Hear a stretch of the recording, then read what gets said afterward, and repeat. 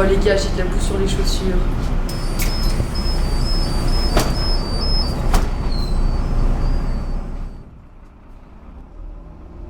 J'avais peur qu'on arrive là-bas, qu'on soit pris pour les petits citadins, genre salut, on vient de Toulouse, on vient vous étudier comme des petits animaux et on vous prend en photo comme si on était dans un zoo, tu sais.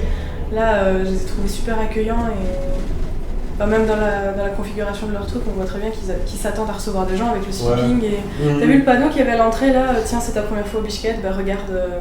Ouais, c'est sympa de voir quand même qu'ils sont ouverts aux visites et qu'ils sont prêts à parler de leur expérience et à partager. Ouais, ce qui est bien, c'est que t'as la salle commune où ils se retrouvent tous et en même temps ils peuvent garder leur intimité avec leurs habitations. Un petit espace perso et tout.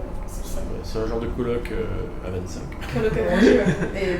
Et dans la nature. En plus du fait de se nourrir un peu par leur propre production, il y a le fait qu'ils mettent la main à la pâte un peu pour construire leurs habitations, enfin, pas que leurs habitations, juste leur lieu de communauté, leur lieu de vie complètement. Ouais. Genre le dôme, ouais, c'est trop marrant. Le dôme, ils l'ont quasiment fini cet après-midi, quoi. Ils l'ont commencé quand on est arrivé, et le fait qu'ils se débrouillent et que c'est eux qui l'a construit, tu le vois parfaitement. Quand tu vois la maison d'Hugo, par exemple, c'est clair que c'est que de la récup, quoi. Ouais, c'est ça, c'est qu'ils payent quasiment rien, ils prennent ce qu'ils trouvent et ils arrivent à fabriquer des trucs... des trucs super corrects. Quand tu vois la yourte d'Hugo, elle est juste géniale, pour vivre tout seul ou à deux. C'est vrai que quand il nous a dit qu'il sortait de Sciences Po, j'étais un peu... En plus même, le mec a fait des stages à l'Union Européenne et tout. Ouais. Non, c'est quand même un mec qui a vachement d'ambition et qui savait ce qu'il voulait au niveau de sa vie, quoi. Vivre en communauté, vivre dans la nature, savoir vivre en autogestion. C'est vrai que moi, le côté écolo, c'est pas trop mon délire. C'est bien les gens qui font ça, mais moi j'ai du mal, clairement. Ouais, mais après, c'est bien de voir des jeunes comme ça qui sont vraiment impliqués là-dedans. C'est-à-dire, on voit vraiment qu'ils veulent prendre soin de l'environnement dans lequel ils vivent. Je trouve ça super beau. Ouais, mais c'est violent comme mode de vie. C'est violent, mais c'est leur choix aussi. Donc c'est normal, je sais pas. On est des êtres de la nature.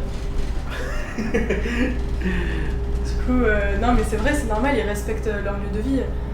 Oui, non, mais c'est normal de le respecter, mais moi j'aurais du mal, je sais que j'aurais du mal vraiment. Ouais, mais bon, tu vois, ici, en ville, tout ce qui est écologique, on n'y fait pas attention, on le délaisse complètement, alors que là, c'est vraiment, ils sont impliqués là-dedans à fond. Je fais le tri sélectif, je te signale. Ouais, je sais pas. Non, mais c'est vrai. Ce qui m'a plu, moi, par contre, c'est le côté marché. C'est-à-dire qu'ils font leurs produits, ils vont les vendre. Là, par contre, dans l'autogestion, ça va plutôt loin, puisque ça leur permet d'être indépendant, quoi. Ça, je trouve ça intéressant comme idée. Puis pareil, toujours dans l'esprit écolo, tout ça, qu'ils évitent les pesticides. Je trouve ça vraiment sympa.